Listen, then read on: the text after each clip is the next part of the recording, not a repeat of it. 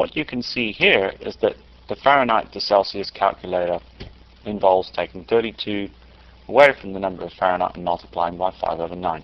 So here we actually have the function in PLSQL. We've taken 32 off. We parenthesize it to make sure of the precedence because the multiply has higher precedence than minus. We don't necessarily need the parentheses around the 5/9 because multiplication and division should have the same level of execution. And what we've done at the end is we've rounded the result so we don't get a huge floating point number. Now let's deal with this procedure step by step. Let's first of all take the actual procedure creation and copy and paste it. So we're logged into Concerts. We're going to create this function. Now what it's actually done at this stage is it's submitted the function and it's compiled it as well. I generally just compile it anyway, just to make sure. And now we'll execute the procedure. And we get lots of results. 50 Fahrenheit is 10, 70 is 21, 90 is 32, etc., etc. 32 is 0, which is freezing. What's the point of all this?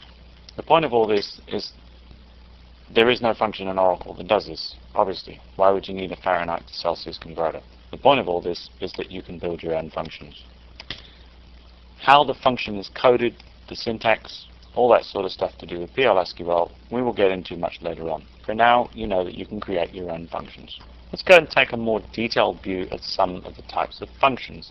Single row functions, string functions. String functions do things with strings. They take in strings and they pass out strings. A string is a piece of text, a number of characters. In this case, I've got the function initCap, which means set the first letter in each word in the string to a capital. So lowercase my name is Joe becomes my name in Joe with the first letter in each word capitalized. Number functions. Number functions do things with numbers. For instance, as we have here, we're raising the number 2 to the power of 3, which means 2 times 2 times 2 is equal to 8. 2 times 2 is 4, times 2 is 8. Dates. Date functions do things with dates. For instance, add months. Take the date 18th of January 2003 and add 3 months and we get the 18th of April. Other functions. There are other or miscellaneous functions, many of them, which do not necessarily do anything with number strings or dates, not specifically or explicitly anyway. Here we have an example called NVL. NVL simply replaces null values with the specified value, which can be a numeric or a string. Data type conversion functions.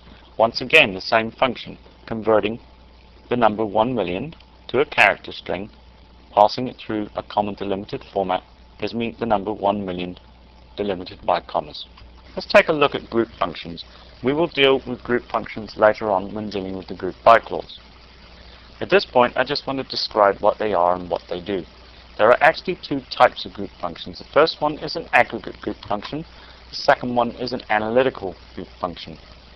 Now the most simple difference between the two is that the aggregate will produce a single row, whereas the analytical function will actually produce a number of rows.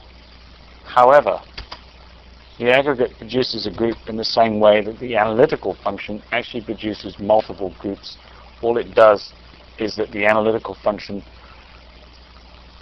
breaks the single group into a number of subsets. As you can see from here, once again, we've selected the count from the category and we've come up with 34 rows returned.